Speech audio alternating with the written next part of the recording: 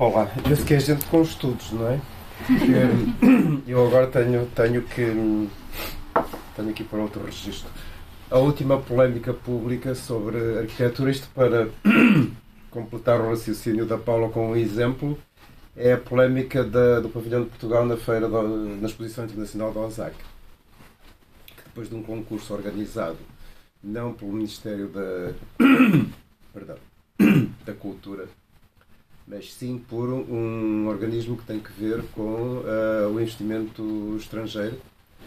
E isso é uma prova bastante clara, em tempos de globalização e da importância que tem redobrada hoje em dia a distinção de determinadas culturas locais, nacionais. Não estou a querer ser nacionalista com isto, estou a tentar que isto não acabe por ficar tudo dissolvido numa espécie de caldo, de uma sopa de grelos global e perderem-se raízes, formas de abordagem, de discussão que são a aposta de facto deste livro, não é? Perceber a arquitetura, as suas circunstâncias, o modo como brotou, os seus modos de existência hoje em dia, também algumas das suas polémicas.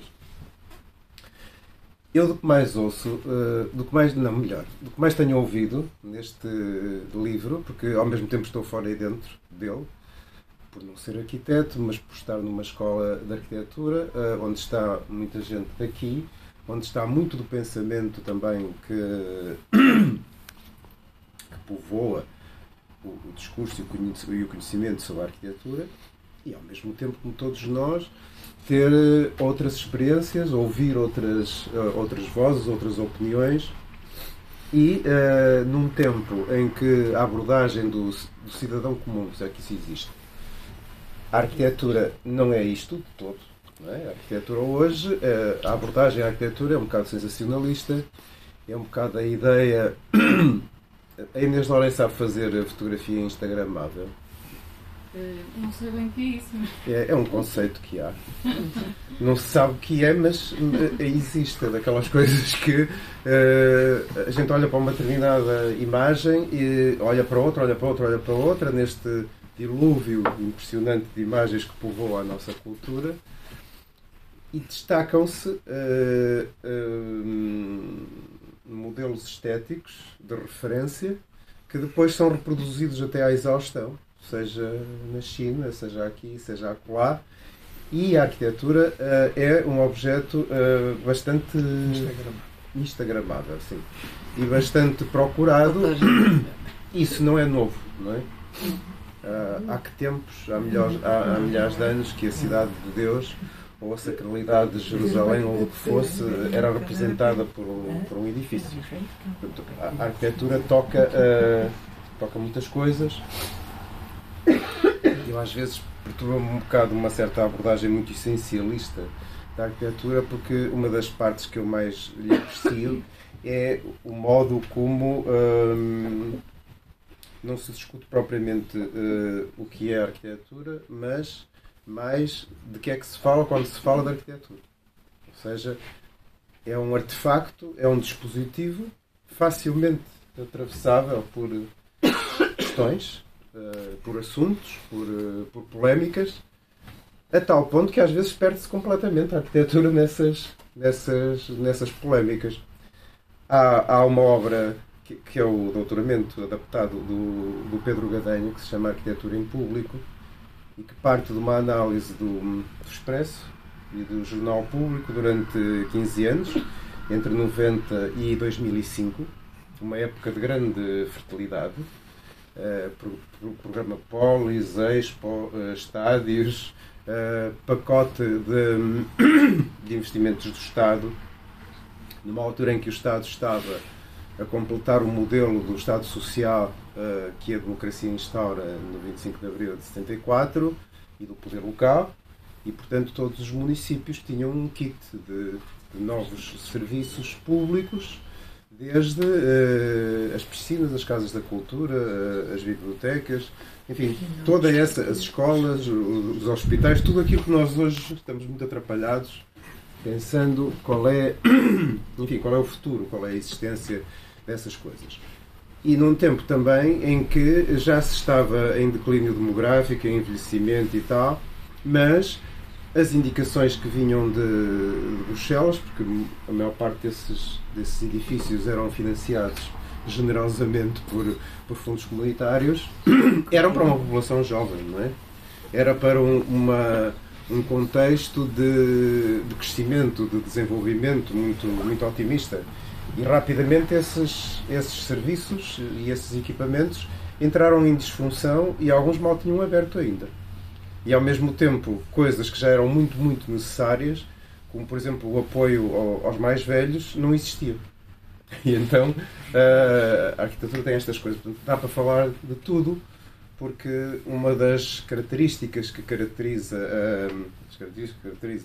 a condição humana, o Homo faber, não é? É exatamente essa capacidade de estar constantemente a inventar dispositivos e arranjar maneiras novas de fazer. Creio que as térmites que constroem termiteiras daquela maneira, se não constroem daquela maneira, ninguém lhes aprova a obra, não conseguem fazer de outra maneira. As abelhas também. Fazem aquelas coisas sofisticadíssimas com aqueles materiais que ainda contêm mistérios hoje em dia, mas também não variam. É aquilo e é aquilo. Os humanos não. Estão sempre a arquitetar coisas. E, portanto, eu não resisto quando leio este belíssimo livro ou quando estou a ouvir uma conversa, que não gosto de entrar, gosto de ouvir uma conversa sobre isto, a perceber quais são os fundamentos, qual é o alicerce daquele discurso. Às vezes não me interessa tanto o discurso, porque se foca num ou noutro aspecto, numa ou noutra obra, num outro autor ou numa outra polémica, mas sim o que está subjacente aos termos em que se faz aquela discussão e aos argumentos que se usam. O maior dos sociólogos da sociologia do gosto, o Pierre Bourdieu, e das artes, diz que quem classifica, classifica-se. E, portanto, apesar de... Eu acredito que o Valdemar diga que escolheu criteriosamente uma variedade muito grande de gente, de idades diferentes, de género, etc. Mas há uma coisa que sobrevoa por sobre essa diversidade toda, que é aquilo que se chama o cânon. Não é? E o cânon é qualquer coisa que tem que ver com a existência de instituições, a existência de relações de poder, a existência de graus de prestígio, ou seja, isto está muito mal hoje. Ou seja, numa palavra, supõe a existência de critérios de legitimidade. E, portanto, é reconhecido à instituição X, à revista Y, ao editor Z, à escola, não sei, O, que o que ali se diga seja absolutamente cristalino e objetivo e o resto não o seja. E, portanto, seria de esperar que, não sei com este alinhamento ou com outro, que esta situação acontecesse. A única coisa que me surpreendeu foi o Raulino, provavelmente por questões pessoais. Eu detesto o senhor. O senhor não conheço o senhor. A sua obra, o que ele significa, tudo aquilo, a sua forma altiva com que descreveu aquilo que era característico do povo, as casinhas alegres e risonhas e não sei o que mais, e aquela treta toda, Rowling. Pronto. Eu esse tirava e sem mais. Em vez de ser 16 mais 1, era 16 menos 1. Mas até isso é interessante, e quem fala da obra e a maneira como o Valdemar a apresenta é importante para perceber que a arquitetura também é fruta da época, não é? Que é ar do tempo, e de discussões acerca de um determinado regime, acerca do que eram determinados símbolos do nacionalismo, do que seria uma cultura mais internacional, mesclada com referentes nacionalismos, com referentes nacionalistas, etc. E, portanto, o livro, para além do mais, do que se tem dito sobre ele, é sempre muito bom o que se tem dito, é muito pedagógico nisto, é muito claro na forma como apresenta a obra e como aqui já foi dito, especialmente para quem não se ocupa muito de porque é que vemos a arquitetura desta maneira, não é? Porque é que o que é que são em determinadas circunstâncias determinações que fazem com que aquele autor, aquela obra, aquela escritora, o que seja considerado um must, e só preciso dali a 5 anos, e estes ciclos hoje em dia são cada vez mais curtos, não é? Há esta voracidade por haver coisas novas e espetaculares e tal, isso mudar. Pergunta-me aqui há tempos, não foi há muito tempo, porque o livro não saiu há muito tempo, porque é que não estavam aqui as amoreiras? Assim. Não é? Assim, olha. Eu só disse, olha, não calhou. Não calhou, porque é verdade que se nós mudássemos o alinhamento das pessoas, imediatamente sairíamos daquilo que habitualmente se chama a cultura cultivada, ou seja, os aficionados, portanto, aqueles que no campo da arquitetura ou noutro campo qualquer a sua vida é aquela, a sua prática, o seu pensamento está muito focado nisso, e depois o resto, que são as opiniões mais ou menos elaboradas que todos nós temos sobre política, biologia, arquitetura, pintura, jornalismo, o que for. E então este livro põe de uma forma bastante clara, não há truques nesse aspecto, e eu tenho, acho que já é a terceira apresentação que eu não, contando com que eu te ouço, e o Valdemar abre o jogo, não é? Não diz que aqui que há efeitos especiais e há isto que há aquilo, quer dizer, tudo aqui aparentemente resulta de um processo quase que abstrato, como se fosse uma amostra estatística. E depois, ao mesmo tempo, quando ele diz isto, quem está do outro lado e não é arquiteto, ou não é muito aficionado na arquitetura, pensa, pois, com isto tudo, não podia haver outro método mais consistente acerca de nos dizer quais são e por que razões são estas obras, aquelas que são obras absolutas, digamos. São aquelas que colhem mais consenso sobre o que seja a arquitetura e os seus modos de avaliação. Entretanto, retomando o fio à meada que estava a desembrulhar no início, o tal efeito da mediatização da arquitetura mudou completamente o discurso e a abordagem social da dita. Durante quase toda a sua existência, a arquitetura esteve confinada à cultura. Eu tenho sempre muita dificuldade em dizer estes adjetivos. A cultura culta, a cultura erudita, a cultura cultivada. Dos três, o que gosto mais é deste último, porque um agricultor também cultiva. Portanto, isso cultiva quer dizer que sabe daquilo a fundo. Sabe qual é a semana ideal e se a lua está boa para semear as ervilhas, por exemplo. E isso dá a esse reconhecimento uma legitimidade. Agora, é verdade que, contrariamente à matemática ou à física ou à química, nós não estamos perante objetos puros, no sentido que são objetos exteriores à nossa experiência, ou que foram dados por Deus ou por alguma entidade transcendental, ou que brotam naturalmente das nascentes. Eles próprios são produtos culturais, e a sua existência, para além do que são, dos edifícios que lá estão e das múltiplas maneiras do que se pode ver, eles têm uma sobrevida que significa que são constantemente alimentados. Narrativas sobre esses edifícios são constantemente alimentados ao ponto de determinados edifícios ainda não sabemos o que é que quem vai escrever sobre eles vai escrever, ainda não vimos nada e já adivinhamos o que é que vai escrever. Já há um regime instituído, não é? Já há uma fórmula para falar daquela maneira daquele edifício. E portanto, isso dá-lhe uma durabilidade, um encantamento, uma excepcionalidade diferente das coisas comuns, das coisas mais ordinárias no sentido jurídico da palavra. Este livro trata de arquiteturas extraordinárias.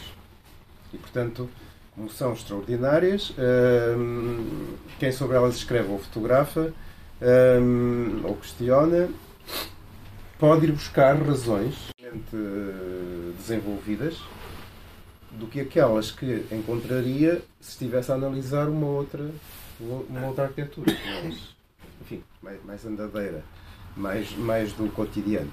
Eu não gosto muito, se me permite aqui o autor, da distinção entre isto é arquitetura e isto é construção.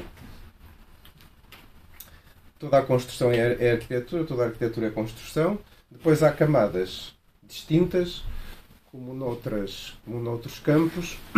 Por exemplo, aquilo que separa um hambúrguer de um arroz de lampreia. Posso falar de uma coisa que me apetecia. Pronto, é do comer que se trata, atravessada por outros discursos, como por exemplo falar da grande gesta das descobertas e mostrar o padrão dos descobrimentos e portanto arquiteturas que são dispositivos narrativos ou simbólicos de um assunto que está muito para lá da arquitetura, porque a arquitetura é apenas a frente, não é apenas um truque para falar dessas questões. Estou completamente perdido. Deixa-me só dizer quais eram os pontos que eu tinha aqui se eu fosse mais organizado na conversa. Era as polémicas, porque ouço mais polémicas do que outras coisas, sobre se o livro contém ou não um cânon. O que é bom, porque se o livro não fosse sério, ou se fosse assim uma coisa andadeira com 3 fotografias do Instagram, não criava essa seriedade e ninguém se punha a discutir se aquilo era o cânon ou se não era, e não sei o que mais. Portanto, isso quer dizer que o produto que é bom, porque senão não se levava à fasquia assim.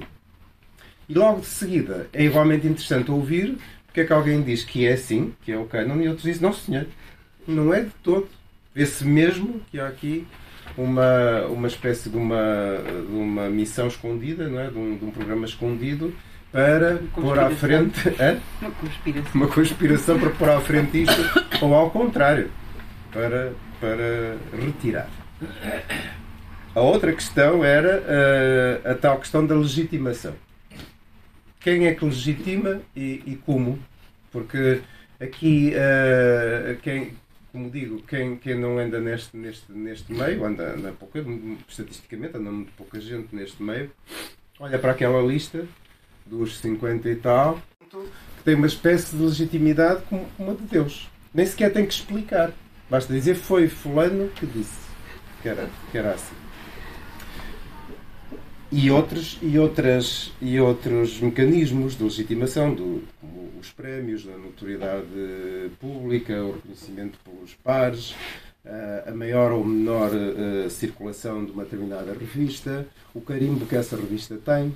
Dizer, esta é de vanguarda.